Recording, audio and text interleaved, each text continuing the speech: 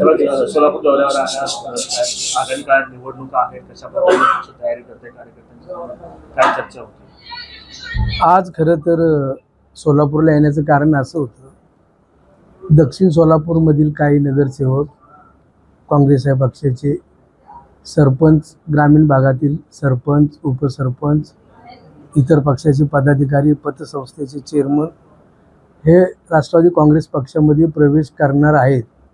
पण आपण त्यांच्यासोबत पहिली एक आढावा बैठक घेऊन त्यांच्या काय शंका कुशंका असतील त्या दूर करण्याच्या दृष्टिकोनातून खरं तर आज मी या ठिकाणी आलेलो आहे.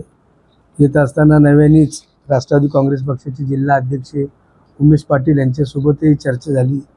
ज्या ठिकाणी ही मीटिंग आयोजित करण्यात आली होती त्या ठिकाणी सर्व पदाधिकाऱ्यांना, आदरणीय दादांना व्हिडिओ कॉलच्या मार्फत त्यांच्याशी संपर्क साधला. दादांनी त्यांना आश्वासन दिलं की बाबा तुम्ही राष्ट्रवादी काँग्रेस पक्षामध्ये जर प्रवेश केला तर आम्ही तुमच्या पाठीशी भक्कमपणे उभं राहू. महायुतीमध्ये BJP सोबत जरी आम्ही सरकारमध्ये काम करत असलो तरी पुरोगामी विचाराचा पगडा आमच्या ह्याच्यावरती आहे. आम्ही पुरोगामी विचाराचा मुद्दा न सोडता महाराष्ट्रामध्ये विकासाच्या दृष्टिकोनातून आम्ही युतीमध्ये सामील झालेलो आहे. तर थोड्याच वेळामध्ये किंवा थोड्या दिवसानंतर आदरणीय दादाच्या नेतृत्वाखाली या ठिकाणचे जिल्हा अध्यक्ष उमेश पाटील असतील, राष्ट्रवादी काँग्रेस पक्षाचे शहराध्यक्ष असतील, राष्ट्रवादी काँग्रेस पक्षाचे सर्व पदाधिकारी असतील, त्यांच्या समवेत थोड्याच वेळामध्ये या लोकांचा राष्ट्रवादी काँग्रेस पक्षामध्ये प्रवेश केला जाईल. किती सरपंच आपल्या संपर्कात आहेत?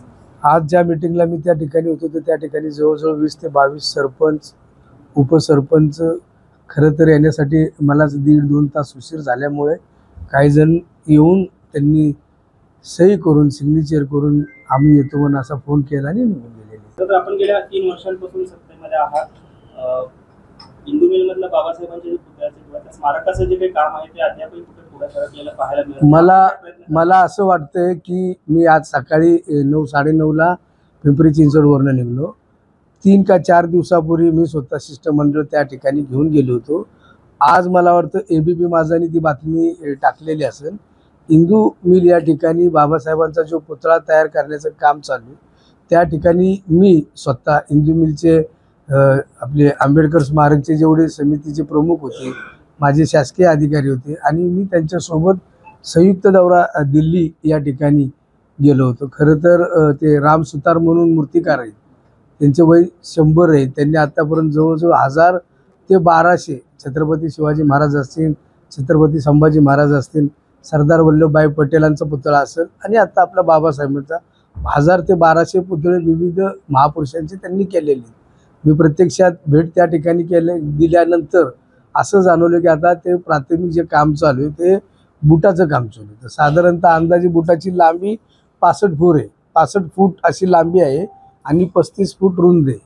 अशा पद्धतीने ते काम चालू आहे. महाराष्ट्र राज्याचे मुख्यमंत्र्यांनी मागच्या वेळेसच 14 एप्रिललाच असं डिक्लेअर केलं होतं की 2026ला स्मारकाचं काम 100% पूर्ण केले जाईल. साधारणतः भारतरत्न डॉक्टर बाबासाहेब आंबेडकरांची मूर्ती जी आहे ती 350 फूट आहे आणि पायदळीचा जो भाग आहे 100 फूट आहे. अशा पद्धतीने तिथं पुतळ्याचं काम चालू आहे. जे राम सुतार मूर्तिकार आहे त्यांनाही मी सांगितलं की शासनाच्या वतीने जर ज्या काही अडचणी येत असतील त्या अडचणी सोडवण्याच्या दृष्टिकोनातून मी पुढच्या आठवड्यामध्ये माझ्या दालनामध्ये त्या ठिकाणी मीटिंग आयोजित केलेली आहे. देवेंद्र फडणवीस यांच्यासमोर अजितदादांच्या विरोधात जे आहे ते बंद पकडल्याचं दिसून आलं.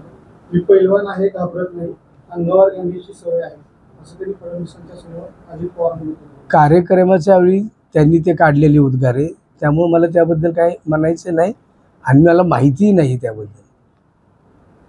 पण कुठेतरी अशा पद्धतीने छोटे छोटे जे काही नेते आहेत सातत्याने एकमेकांवर टीका करताना पाहायला मिळतात. शिंदे सेना आणि विशेषतः तुमच्यामध्ये राष्ट्रवादी काँग्रेस अजित पवार गटामध्ये सातत्याने खटके उडताना पाहायला मिळतात. कशामुळे हा संघर्ष सुरू आहे, काय नक्की याची परिणती पुढे होणार आहे? कारण आता स्थानिक स्वराज्य संस्था येत आहेत. नाही, त्या जे आता तुम्ही प्रश्न केलाय जे खटके उडतात वगैरे त्यामुळे काही पुढे जाऊन संघर्ष होईल असं मला वाटत नाही. शेवटी राज्यामध्ये शिवसेना, भारतीय जनता पार्टी आणि राष्ट्रवादी काँग्रेस आणि रामदास आठवले गट यांची युती असल्यामुळे ज्या ज्या ठिकाणी असा प्रसंग येईल त्या ठिकाणी संगनमताने इलेक्शन लढली जाईल.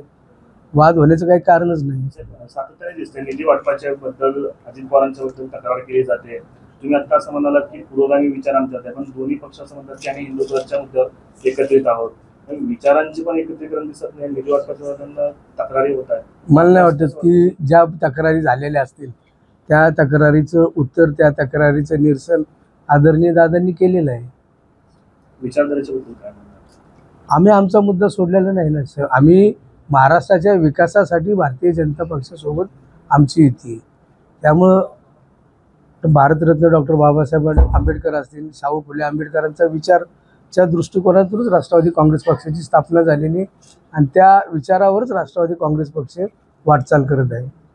साहेब, माळेगावच्या साखर कारखान्याच्या निवडणुकीसंदर्भात प्रश्न आहे की अजित पवारांच्या ताब्यात असलेली जीसीसी बँक आहे, त्या बँकेमध्ये रात्री सभासदांच्या याद्या सापडल्या, त्यामुळे कुठेतरी शंका उपस्थित होती. इलेक्शन कधी आहे? उद्या आहे. उद्या मतदान तर होऊ दे, झाल्यावर कळेल ना आपल्याला काय आहे ते. थँक्यू. एबीपी माझा, उघडा डोळे बघा नीट.